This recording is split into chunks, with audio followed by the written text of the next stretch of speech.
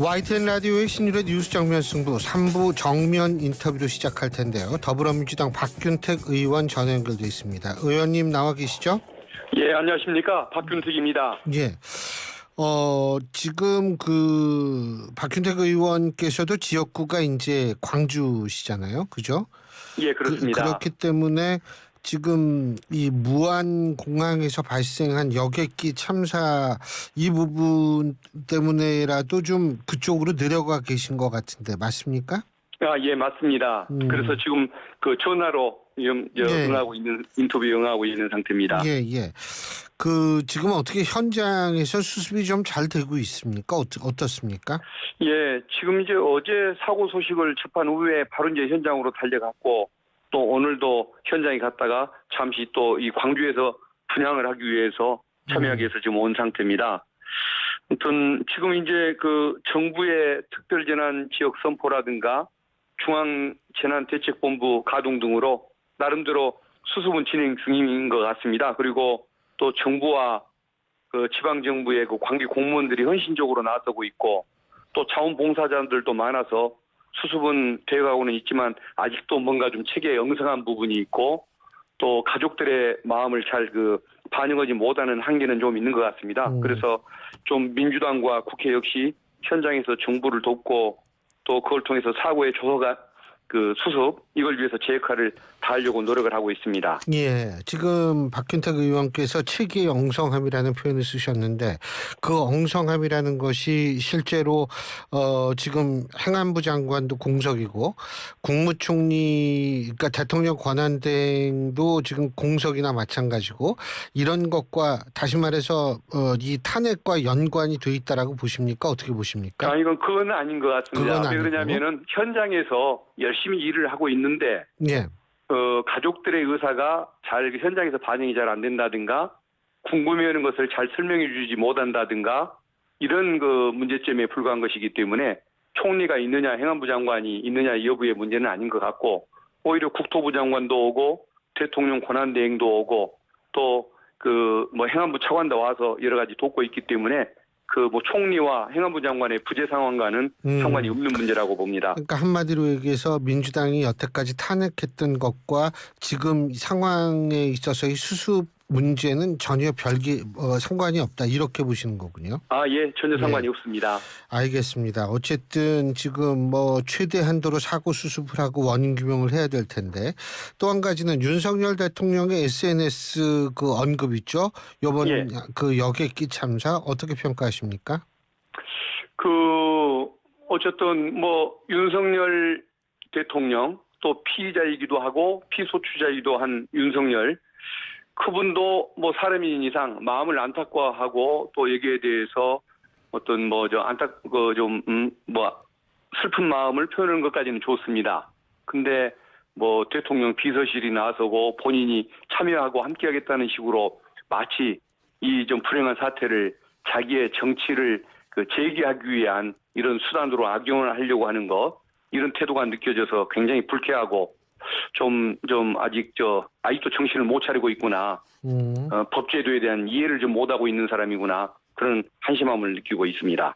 그러니까 지금 이번에 사고 이 참사를 정치적인 수단으로 악용하고 있다 이렇게 보신다는 거죠? 예, 그렇습니다. 예. 지금 현장의 공무원들과 또 중앙의 장관들, 차관들 이분들의 노력에 대해서 여기에 대해서는 다 누구나 인정하는 마음이지만은 과거에 정말 이런 사태가 걱정이 돼서 그런 사람이었다고 한다면 이태원 참사 때 본인이 어떤 모습을 보였었는지 행안부 장관 지키기 외에 본인이 뭘 했었는지를 한번 생각해 보면 여기에 본인이 오히려 빠져 있는 것이 더 잘 돌아가는 상황이 아닌가 싶습니다. 오히려 빠져 있기 때문에 오히려 원활하게 돌아가고 그러니까 진상 규명에도 좀 더 진상 규명을 정확히 할 수 있다 이렇게 그것까지 제가 판단하는 것은 아닙니다만은 수습 과정이 현장에서 무슨 사태가 수습되는 이 모습은 전혀 이태원 참사 당시보다 더 부족한 면이 있는 것 같지도 않고 특히 본인의 어떤 정치적 제기를 노리려는 그런 의도 이게 불량해 보인다는 그 말씀을 드리고자 하는 것입니다. 예. 그리고 또 한 가지는 뭐냐면 지금 이제 아까 이 최상목 대통령 권한대행 겸 이 총리 권한대행 겸 이분이 지금 현장에 내려가 있다라고 말씀하셨죠, 그죠? 예, 어제 한번 그 현장을 그분이 들르셨고 예. 또 오늘도 들르시는 모습을 봤습니다. 예. 그러면 어떻게 보세요? 우리 박균택 의원님 같은 경우에는 지금 이 최상목 권한대행이 지금이야 정신이 없겠지만 이 헌법재판관 임명 문제 그리고 이른바 쌍특검 문제 이걸 어떻게 처리할 거라고 보십니까?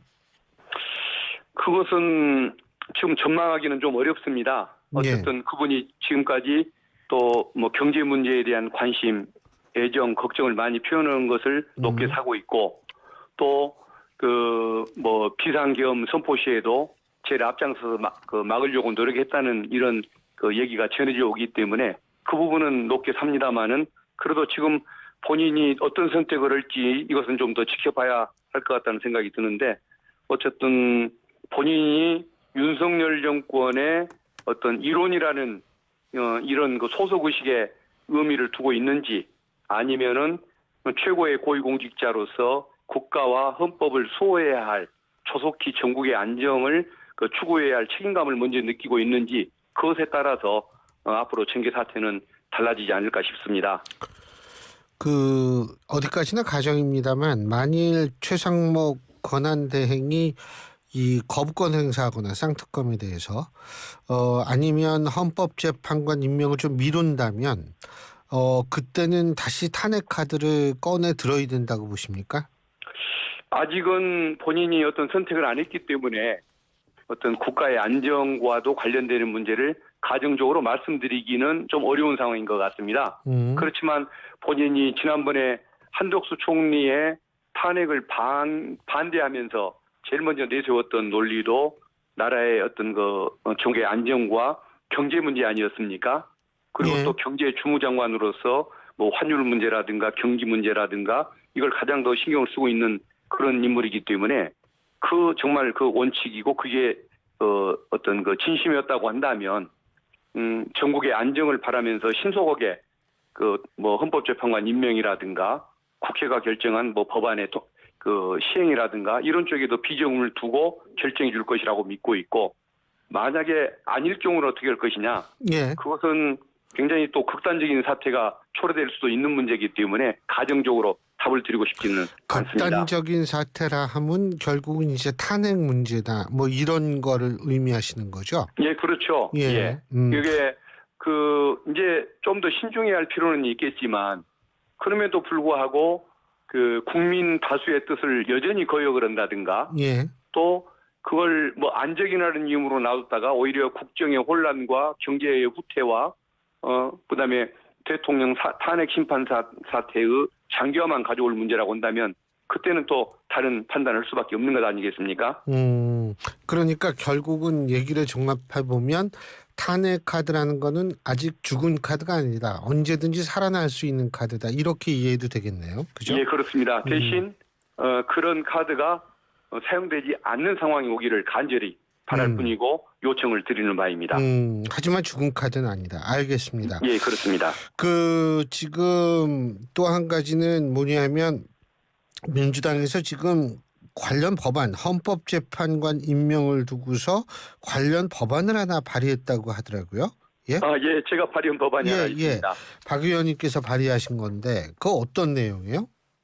그러니까 지금 대통령이 9명의 헌법재판관을 임명하지 않습니까? 예. 본인이 스스로 3명을 선택할 수가 있고 예.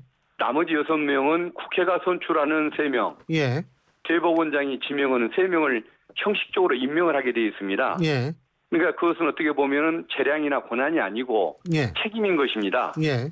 그런데 그것을 재량과 권한인 것처럼 주장을 하면서 국회의 의결과 헌법이 정한 그런 책무를 무시를 하고 직무유기를 하는 이런 상황을 분명히 한덕수 총리가 보여줬기 때문에 다시는 그런 일이 나타나지 않기를 바라는 마음으로 당연히 그것은 권한이 아니라 책임이기 때문에 반드시 수행해야 한다라는 그런 의무조항을 두려고 법안을 발의한 것입니다. 예. 자, 그리고 또 한 가지는 뭐냐면 지금 그 공조본이라 그러죠. 공조본 맞죠? 예, 공조본 공수처. 예.